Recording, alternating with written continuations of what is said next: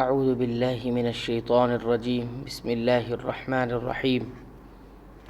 کما اخرجک ربک من بیتک بالحق وان فریقا من المؤمنین لکارہون،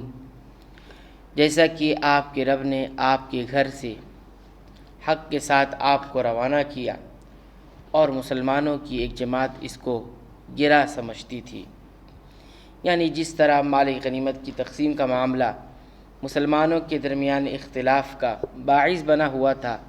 پھر اسے اللہ اور اس کے رسول صلی اللہ علیہ وسلم کے حوالے کر دیا گیا، تو اسی میں مسلمان کی بہتری تھی۔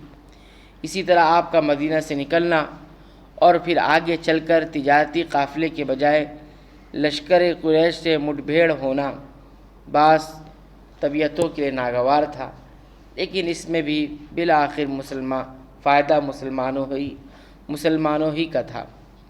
یہ ناگواری لشکر قریش سے لڑنے کے معاملے میں تھی، جس کا اظہار چند افراد کی طرف سے ہوا اور اس کی وجہ صرف بے سر و سامانی تھی، اس کا تعلق مدینہ سے نکلنے سے نہیں ہے۔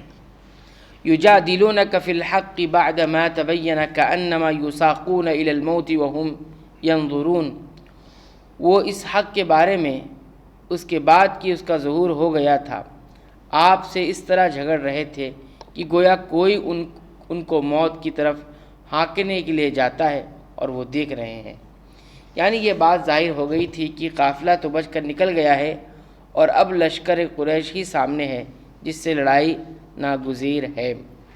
یہ بے سر و سامانے کی حالت میں لڑنے کی وجہ سے بعض مسلمانوں کی جو کیفیت تھی اس کا اظہار ہے۔ وَإِذْ يَعِدُكُمُ اللَّهُ إِحْدَى الطَّائِفَتَيْنِ أَنَّهَا لَكُمْ وَتَوَدُّونَ أَنَّ غَيْرَ ذَاتِ الشَّوْكَةِ تَكُونُ لَكُمْ وَيُرِيدُ اللَّهُ أَن يُحِقَّ الْحَقَّ بِكَلِمَاتِهِ وَيَقْطَعَ دَابِرَ الْكَافِرِينَ، اور تم لوگ اس وقت کو یاد کرو جب کہ اللہ تم سے ان دو جماعتوں میں سے ایک کا وعدہ کرتا تھا کہ وہ تمہارے ہاتھ آ جائے گی، اور تم اس تمنا میں تھے کہ غیر مسلح جماعت تمہارے ہاتھ آ جائے، اور اللہ تعالیٰ کو یہ منظور تھا کہ اپنے احکام سے حق کا حق ہونا ثابت کر دے اور ان کافروں کی جڑ کاٹ دے۔ یعنی یا تو تجارتی قافلہ تمہیں مل جائے گا جس سے تمہیں بغیر لڑائی کے وافر مال اور اسباب مل جائے گا، بصورت دیگر لشکر قریش سے تمہارا مقابلہ ہوگا اور تمہیں غلبہ ہوگا اور مال غنیمت ملے گا، یعنی تجارتی قافلے سے بغیر لڑے مال ہاتھ آ جائے گا۔ لِيُحِقَّ الْحَقَّ وَيُبْطِلَ الْبَاطِلَ وَلَوْ كَرِهَ الْمُجْرِمُونَ، تاکہ حق کا حق اور باطل کا باطل ہونا ثابت کر دے، گو یہ مجرم لوگ ناپسند ہی کریں۔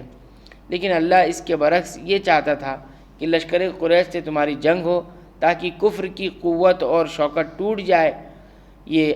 یہ معاملہ مجرموں یعنی مشرکوں کے لیے ناگوار ہی ہو۔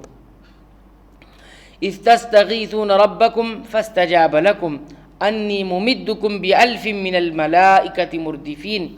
اس وقت کو یاد کرو جب تم اپنے رب سے فریاد کر رہے تھے، پھر اللہ نے تمہاری سن لی کہ میں تم کو 1000 فرشتوں سے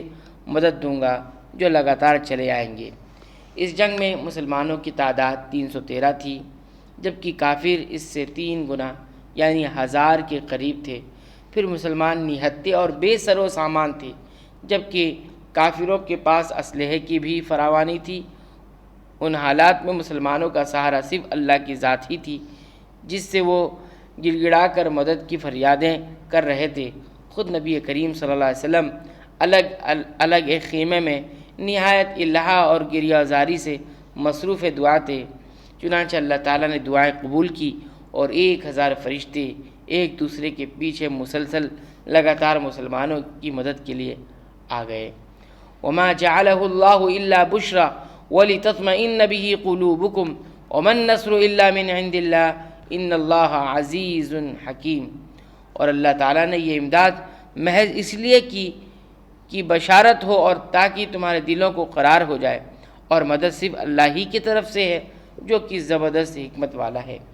یعنی فرشتوں کا اترنا تو صرف خوشخبری اور تمہارے دلوں کے اطمینان کے لیے تھا، ورنہ اصل مدد تو اللہ ہی کی طرف سے تھی جو فرشتوں کے بغیر بھی تمہاری مدد کر سکتا تھا، تاہم اس سے یہ سمجھنا بھی صحیح نہیں کہ فرشتوں نے عملاً جنگ میں حصہ نہیں لیا۔ احادیث سے معلوم ہوتا ہے کہ جنگ میں فرشتوں نے عملی حصہ لیا اور کئی کافروں کو انہوں نے تحقیق کیا، یعنی انہیں قتل کیا۔ اذ یغشیکم النعاس امنة منه وینزل علیکم من السماء ماء لیطہرکم به ویذهب عنکم رجز الشیطان ولیربط علی قلوبکم ویثبت به الاقدام۔ اس وقت کو یاد کرو جب کہ اللہ تم پر اونگ طاری کر رہا تھا اپنی طرف سے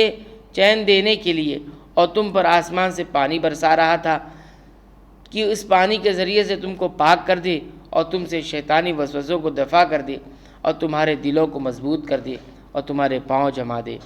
جنگ احد کی طرح جنگ بدر میں بھی اللہ تعالیٰ نے مسلمانوں پر اونگ طاری کر دی، جس سے ان کے دلوں کے بوجھ ہلکے ہو گئے اور اطمینان و سکون کی خاص کیفیت ان پر طاری ہو گئی۔ تیسرا انعام یہ کیا کہ بارش نازل فرما دی، جس سے ایک تو ریتیلی زمین میں نقل و حرکت آسان ہو گئی، دوسرے وضو اور طہارت میں آسانی ہو گئی، تیسرے اس سے شیطانی وسوسوں کا ازالہ فرما دیا جو اہل ایمان کے دلوں میں ڈال رہا تھا کہ تم اللہ کے نیک بندے ہوتے ہوئے بھی پانی سے دور ہو، دوسری جنابت کی حالت میں تم لڑو گے تو کیسے اللہ کی رحمت و نصرت تمہیں حاصل ہوگی، تیسرے تم پیاسے ہو جبکہ تمہارا دشمن سیراب ہے، وغیرہ وغیرہ۔ اور یہ چوتھا انعام ہے جو دلوں اور قدموں کو مضبوط کر کے کیا گیا، دلوں کے اندر سے بات ڈال کر کیا گیا۔ اللہ تعالیٰ سے دعا ہے کہ رب العالمین تو ہمیں قرآن حکیم میں بیان کی گئے ان قوموں کے اور فاتح قوموں کے حالات سے ہمیں عبرت اور نصیحت اور سبق حاصل کرنے کی توفیق عنایت فرما، آمین۔